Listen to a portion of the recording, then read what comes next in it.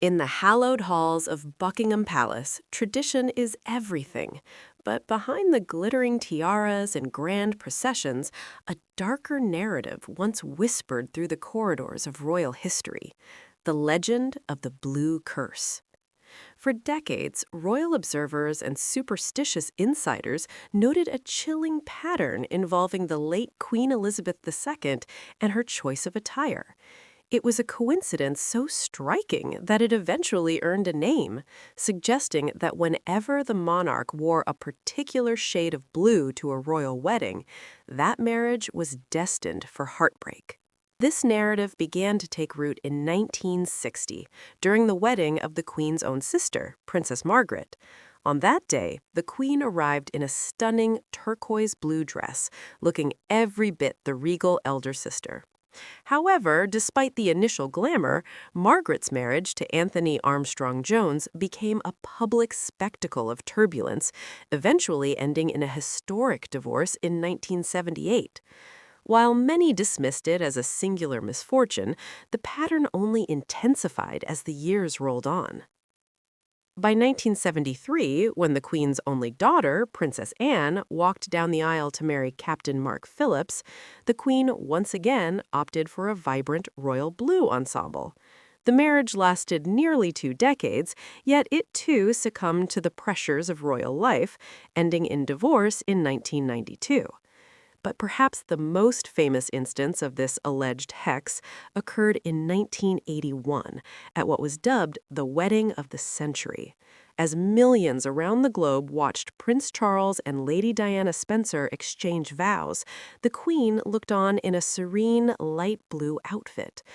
As history painfully recalls, that fairy tale collapsed under the weight of infidelity and public scrutiny, resulting in a 1996 divorce that shook the monarchy to its core.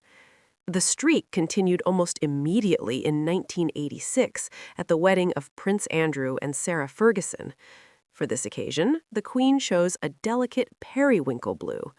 Like the others before them, the Duke and Duchess of York eventually separated, finalizing their divorce in the same year as Charles and Diana. By the turn of the millennium, the blue curse had become a staple of royal lore, a superstitious shadow hanging over every major nuptial. When the time came for the next generation of royals to marry, all eyes were on the monarch. The stakes could not have been higher than in April 2011, when Prince William, the future king, was set to marry Catherine Middleton. The world was gripped by royal fever, but behind the scenes, there was a palpable sense of anxiety among those who followed the blue curse theory. Many wondered if the Queen would inadvertently cast a shadow over her grandson's union by choosing her favorite shade of blue. However, in what many royal commentators viewed as a deliberate and masterfully symbolic move, Queen Elizabeth II broke the cycle. On that bright spring morning at Westminster Abbey, the Queen emerged not in blue, but in a radiant, cheerful primrose yellow.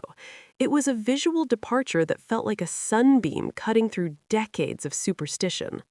The yellow dress was widely interpreted as a hexbreaker, a conscious effort to usher in a new era of stability and joy for the House of Windsor. The yellow dress, paired with a matching hat adorned with silk roses, signaled a fresh start and a break from the unlucky patterns of the past. Since that day, the marriage of the Prince and Princess of Wales has stood as a pillar of the modern monarchy, defying the tragic trends of the previous generation.